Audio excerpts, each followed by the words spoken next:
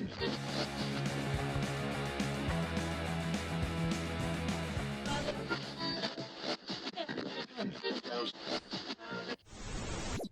I'm Amy, thank you for tuning in. November was a really great month for me. I started the month by doing a couple of events with one of my friends, Cynthia Murphy. Bolton Waterstones made us very welcome, even making lovely hot chocolates linked to our books. And then the same day we travelled to Burnley, to the library there, to do an event with Spoopy Hall, which was really fun. It's always lovely to see spoops. So that was a really great way to start the month. And then I went towards the end of the month to Legoland and Lapland in the UK, sort of for my birthday, but also just because it was something that we really wanted to do with my toddler. Lapland in the UK I would highly recommend for adults and children. Okay, people, tomorrow morning, 10 a.m., Santa's coming to town. Santa! Oh my God! Santa here? I know him. We got lovely presents and got to do activities like decorating gingerbread, making toys and walking through this magical environment that they created. It was so good. I also took part in 2 readathons, Evilathon and Nostalgic November. So as I'm going through the books that I've read this month, I'll go through the prompts on the readathons that I think that they met. So I will have a piece of paper in my hand because I can't keep track of all those books. So first I'm going to talk about Kill Creek, which I am absolutely loving. I'm listening to the audiobook of this one. And I just think that the writing is great. It's atmospheric, it's really scary. It's building up to a conclusion that is so tense and so, I don't know, I can't even put it into words quite how much I'm enjoying this book. It's really dark and it makes you think a lot about writing and think a lot about the nature of horror and the different types of horror that exist, because it's about a group of authors who go to visit a haunted house and stay the night there, and each of them kind of represent different types of author and different types of horror. So it's really interesting, very well written, and I can't wait to see how it ends. Kill Creek matches the Evilathon Silence of the Lambs prompt about a killer.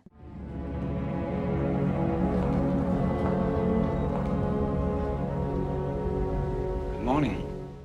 It also matches the Page Master prompt, which is a book about authors, so that fits really nicely. So next up we have a couple of books that I've read really early copies of, and they don't fit any of the prompts, but I really wanted to read them in November. The first one is Let's Play Murder by Cassia Lupo. I absolutely loved it. If you're looking for a horror thriller that is very atmospheric, that it uses modern technology really effectively, the whole thing is about virtual reality and a group of teens who go into this virtual reality experience, and of course lots of the characters have things to hide and different motivations, and I just thought it was very well done, a really fun book. The next one that I read and doesn't fit any of the prompts is My Love Life and the Apocalypse by Melissa Welliver. That one comes out early next year, I think in April, and it is trying to put this book into a few words is difficult. There's a lot going on. I'd call it a dystopian romantic road trip. I don't know whether that is a specific genre, but that's the way I describe it. It's a really kind of fun, light-hearted book in a lot of ways. There's lots of humour, a dual narrator kind of relationship that I really enjoyed, but also it deals with a lot of deeper subjects. It's kind of about a world if humanity carries on going in the way that it's going now, like the world that we could be left with. So it's very thought-provoking as well as being a kind of fun light read, and I really like a book that's like that, that can do lots of different things. So next, the rest of the books that met some of my prompts, we have Dead Reckoning, which is the True Blood books that I've been reading as part of the Fictional Hangover book club. We're now on, I think this is the third to last book, because there are 2 books to read in December, and I'm still really enjoying this series. They are getting quite similar, the books. Suki's still dealing with kind of warring werewolves, vampires, fae. But I just find them really comforting at this point. There's some violence, there's some quite heated romance scenes in some of the books, but at its heart it's a book about a girl who's trying to live in a world where she has abilities that other people don't understand, and sort of making her way through relationships. And I just really like Suki's character and the supporting cast of characters, so I'm definitely looking forward to seeing how the series ends up and who Suki ends up with. I'll just check my list. I think this one matches the Buffy the Vampire Slayer prompt, which has a female protagonist, and that was the for Nostalgic November. I feel like maybe I should get extra points because it was the Buffy prompt and this is a Buffy-esque book. So I'm sure Kelsey won't mind, who runs Nostalgic November. I'm giving myself extra points for that one. Next we have Lurking in the Dark, which was such a joy to read. It is a HorrorTube anthology and it does feature my first foray into writing about werewolves, a short story.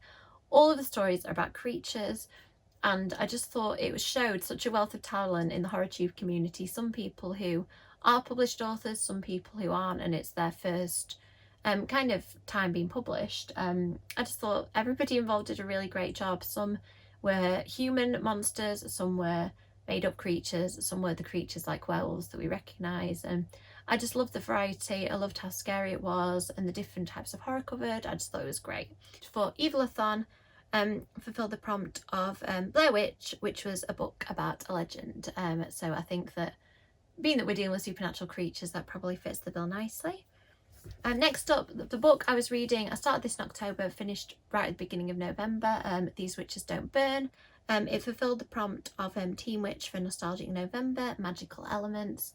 I thought that this book was brilliant. It is a sapphic book with a relationship between the main character and other female characters. I'm going to keep that fairly vague so you can find out for yourself when you read the book. And it is just a great mystery, a really, really well developed magical system. I do know that there's another book in this series, so I'll definitely be picking that one up because I thought this one was great. And the next book I read was one of my really anticipated reads, and I was happy to say that it was just as good as I wanted it to be. So The Midnight Game is about a group of teenagers who decide to take on the myth of the Midnight Man and play his game, and of course things start to go horribly wrong very quickly. I really liked the fact that this used social media really effectively. In between the story it had little Deadit instead of Reddit threads and things like that that just really enhanced the story and made you wonder what they were doing there, and it was really effective when it all came together. I'll just check, I don't think that necessarily ticked off any of the prompts, but I had a really great time reading it. Finally, I also got to Horror Store. This is a book by Grady Hendrix that I've wanted to read for a while. It is about a haunted shop that's very much like an IKEA, and as you can see from the shape of the book, I'll just give you a flick, it is kind of laid out like an IKEA catalogue too, so there's little bits of pages about different types of furniture that are on sale in the shop. I love those touches. I thought the story was brilliant, really liked the characters. It's a very short read, so if you're looking for a quick one to read to hit your targets for the end of the year, this is a really good one. So this one fulfilled a prompt for 6 cents for Evilathon. It fulfilled a prompt about ghosts, which I don't think is much of a spoil because it says it in the blurb. Finally, I read Pumpkinheads by Rainbow Rowell. It fulfilled the prompt of I Know What You Did Last Summer for Evilathon. What are you waiting for, huh? What are you waiting for? Which is reading outside your genre. I don't read that much contemporary, but I really enjoy it when I do. And it also fulfilled the Nightmare Before Christmas prompt of being set around Christmas or Halloween. So I very much enjoyed this book. I always like Rainbow Rowell's writing, but this just felt so perfect for autumn, really atmospheric and beautifully written. Love the fact that the artwork is in colour. I don't see that much in a lot of the graphic novels that I've read. The story is gorgeous. Love the characterisation. I think that Rainbow Rowell's artwork paired with Faith Erin Hicks' illustrations were just absolutely amazing. So I highly recommend this. I think you could read it any time of year, but it's particularly good for around Halloween. Evilathon also had some prompts about watching movies, so I watched Scream, which I tend to do at least once a year, and I also watched the remakes of Friday the 13th and House of Wax, which I have seen before. I was surprised at how gruesome and graphic both of them were. It's a while since I've watched them, and actually I think maybe my taste in movies have changed and I'm not quite as I don't know, like hardened to things like that as I used to be. So I enjoyed them, but I did spend a lot of the time kind of flinching and sometimes even looking away. So if you're wanting something that's very visual body horror, particularly House of Wax, I'd forgotten quite how graphic that one is. So I think that is it for the books I've read this month. I have already put up my books I'm planning to read in December, so please check that one out. Please let me know in the comments if there's any books that you would like to chat about, either that I've read or that you think I would like, or you can just say anything else and I will answer your comments as quickly as I can.